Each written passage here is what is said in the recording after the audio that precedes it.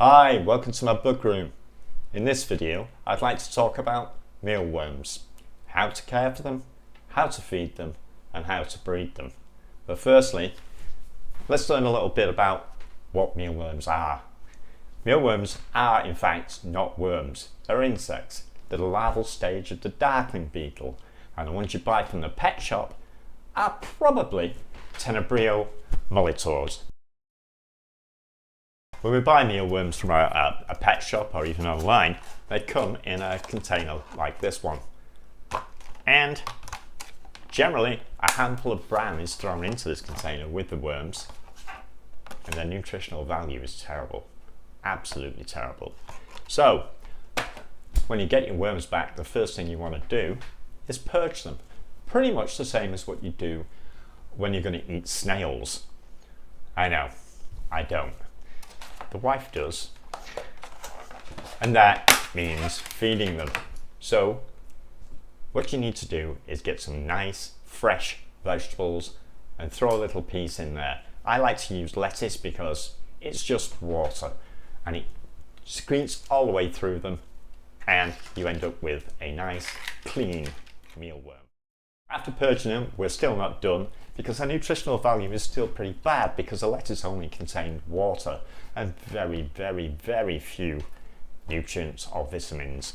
So what we need to do is give the mealworms a little more pizzazz. Let's punch them up a bit. There are lots and lots of research papers that you can find online in Google Scholar, etc. and that will tell you all the studies that have been made to make the nutritional value of mealworm better for human consumption.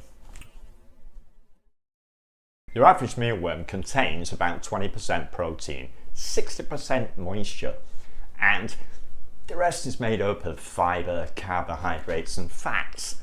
Now, what we want to do is give them something to change their numbers in our favour, and then it'll be great for your mantis, reptiles, snakes, whatever, apart from hedgehogs. Please do not feed mealworms to hedgehogs. They're terrible. They can cause metabolic bone disease. And I know this because I wrote a book on hedgehogs.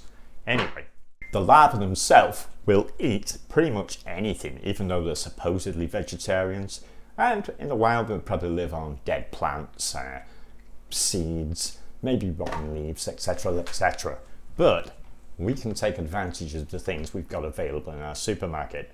So let's give them something a little better, like bananas. Great, contains potassium.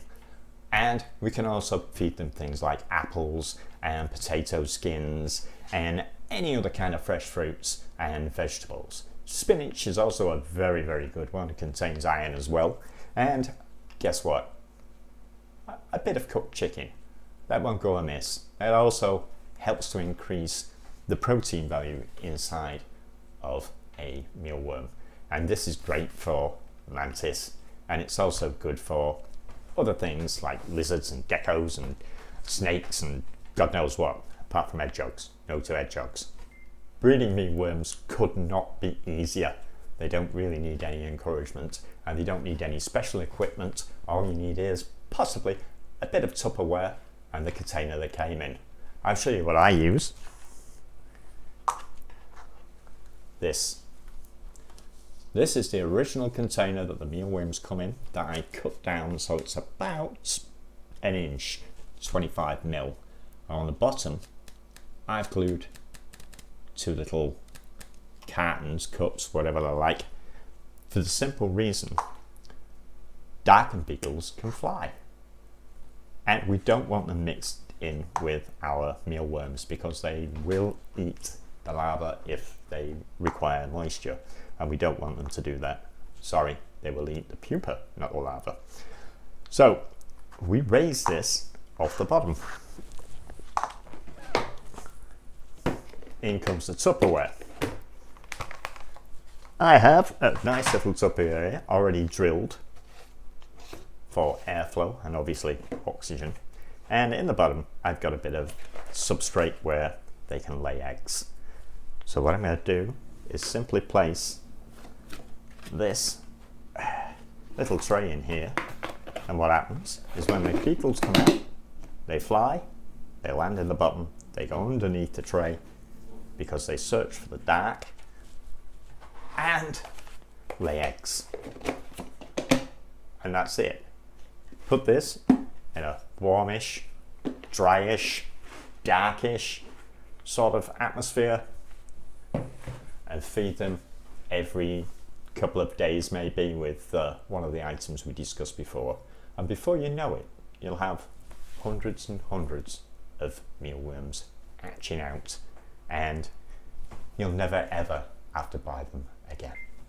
If this video has been useful to you, please consider like and subscribe, and don't forget to tickle the bell so you don't miss anything. Here's a time lapse.